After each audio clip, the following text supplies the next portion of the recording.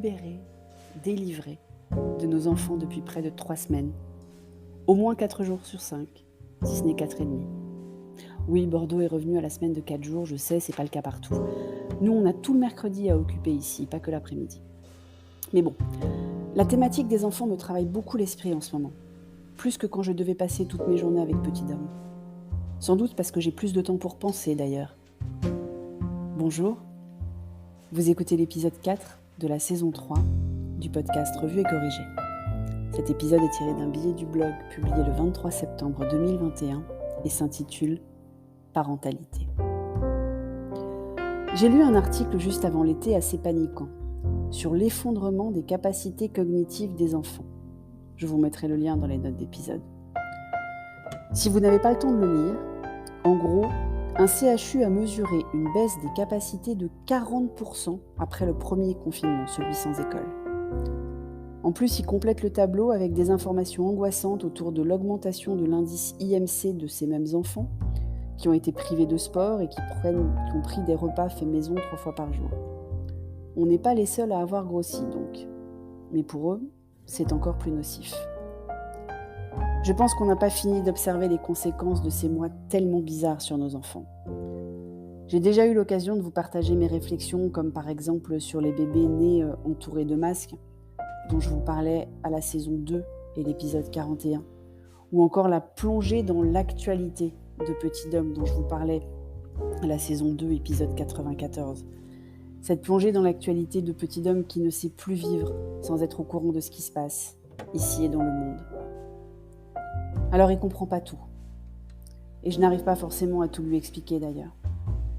Souvent je pars au plus pressé et je lui dis qu'il est trop petit pour comprendre. Ou qu'il comprendra quand il aura appris tel ou tel événement à l'école, en histoire. Mais en fait, parfois, je ne saurais pas lui expliquer, donc c'est bien pratique. Parce que comment on explique à son enfant que des gens vont le détester juste à cause de la religion de sa mère, par exemple ?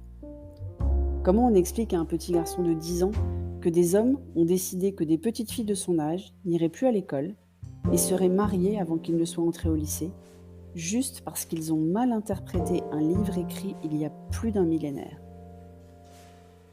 Comment on explique à un enfant que les êtres humains peuvent être égoïstes, méchants, sanguinaires ou simplement irrationnels ? Il paraît que la génération Z, celle de Greta, qui nous interpelle sur nos défauts et nos mises sous le tapis bien pratiques des problèmes les plus importants, cette génération Z a tellement peu foi en l'avenir qu'ils sont près de 40% à ne pas vouloir faire d'enfants. En plus, c'est ce qui sauve le plus de CO2. Plus que rouler à l'électrique, arrêter de manger de la viande ou ne plus se déplacer qu'en train. Et en fait, je les comprends. Rien ne change en mieux. Franchement, c'est un peu la merde en fait. Et pas que de façon conjoncturelle à cause du Covid. À présent, pour regarder les infos, il faut avoir le cœur bien accroché. Viol, assassinat d'enfants et d'adolescents dus à des jeunes désœuvrés ou dans des gangs. Féminicide, en veux-tu, en voilà. Incident diplomatique avec nos soi-disant alliés.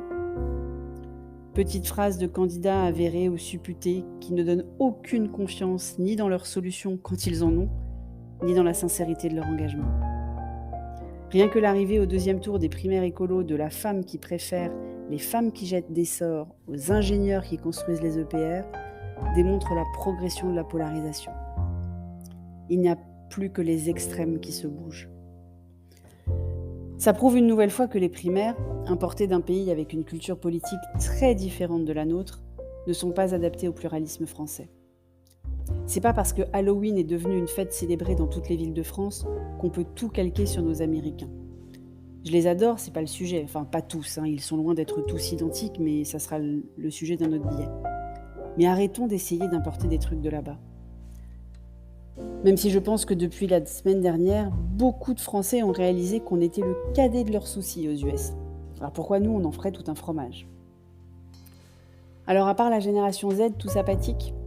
J'espère pas, mais j'en ai peur. Parce que la majorité silencieuse ne manifeste pas, mais ne vote pas beaucoup non plus. Elle ne détruit pas, mais elle a arrêté de croire qu'elle peut construire. Comme on est entré, non d'ailleurs. Comme on entre en période électorale, la majorité silencieuse va avoir son mot à dire. ou plutôt son bulletin à glisser dans l'urne. Et au regard des candidats déclarés, espérés ou supputés, ça fait pas rêver quand même, hein. Oh là là, je suis bien déprimée aujourd'hui.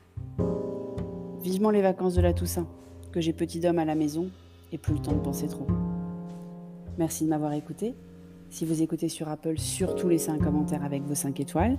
Si vous appréciez ce podcast, vous pouvez passer sur mon lien Buy Me a Coffee dans les notes d'épisode et sur toutes les plateformes de balado-diffusion. Abonnez-vous et partagez. À bientôt.